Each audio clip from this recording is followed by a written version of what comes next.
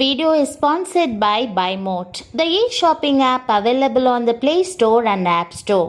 Click the link in the description to download and start shopping today. இன்று நாம் தியானிக்க போகின்ற வசனம் நீதிமொழிகள் 15ஆம் அதிகாரம் 1ஆம் வசனம். மெதுவான பிரதியுத்தரம் உக்கிரத்தை மாற்றும், கடுஞ்சொற்களோ கோபத்தை எழுப்பும். பிரியமானவர்களே, கணவன் மனைவி உறவுக்கும் குடும்ப ஐக்கியத்திற்கும் ஒருவரோடொருவர் அன்போடு மனம் திறந்து பேசுவது மிகவும் அவசியம்.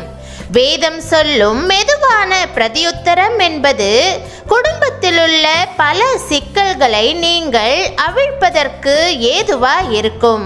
அநேக குடும்ப உறவுகள் முறிந்து போவதற்கு மனம் திறந்து பேசாதது ஒரு முக்கிய காரணமாகும். அநேக கணவன் மனைவியர் ஒருவருக்கொருவர் அந்நியரை போல நடந்து கொண்டு பல கசப்புகளை மனதிற்குள் அடக்கி வைத்து ஒருவரையொருவர் குற்றஞ்சாட்டி வாழ்கிறார்கள். குடும்பத்தில் முறிவுகள் ஏற்படுவதற்கு இதுவே முக்கிய காரணம். பிரியமானவர்களே, உங்கள் குடும்பத்தில் நீங்கள் எல்லோருடனும் மனம் திறந்து பேசுகிறீர்களா? விசேஷமாக வாழ்க்கை துணையோடு கூட மனம் விட்டு பேசுவதற்கு நேரம் ஒதுக்குகிறீர்களா? அப்படி பேசும்போதுதான் உங்களுடைய வார்த்தைகள் குடும்பத்தில் சமாதானத்தையும் சந்தோஷத்தையும் நிலவச் செய்யும். உங்கள் உள்ளம் கோபம் கொண்டிருந்தாலோ அல்லது எரிச்சல் அடைந்திருந்தாலோ பேசாமல் அமைதியாயிருந்து விடுங்கள். மனதை அடக்க பழகிக் கொள்ள வேண்டும்.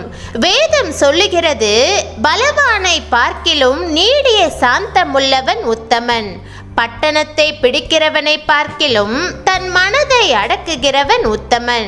சாந்த குணம் ஆவியின் கனிகளில் ஒன்று என்பதை மறந்து போகாதிருங்கள். குடும்ப உறவு மேன்மையாய் விளங்க வேண்டுமென்றால் காதுகளால் கேட்கிறதை வைத்துக்கொண்டு முடிவு எடுக்காமல் நிதானத்துடன் உண்மையை அறிந்து கொள்ள நீங்கள் பிரயாசப்பட வேண்டும். வேதம் சொல்லுகிறது, ஞானிகளின் உதடுகள் அறிவை இறைக்கும்.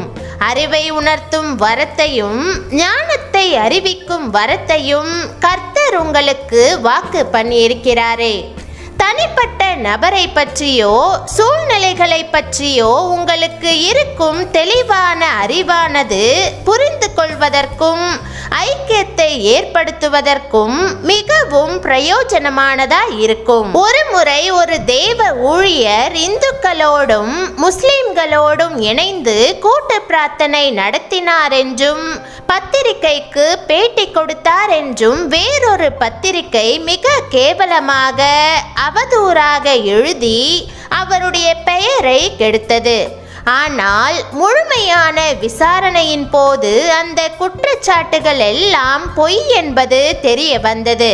மற்றவர்களை குற்றப்படுத்துவதற்கு முன்னர் நேரில் சென்று உண்மை நிலையை அறிந்தால் கசப்பான உணர்வுகளுக்கும் விரோதங்களுக்கும் இடம் கொடுக்க வேண்டிய அவசியமிராது.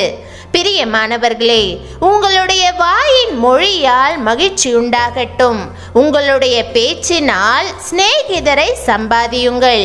பூமியின் வழியாய் கடந்து போகிற அற்ப சொற்ப நாட்களிலே நீங்கள் மற்றவர்களோடு ஐக்கியம் கொண்டவர்களாக காணப்பட வேண்டும்.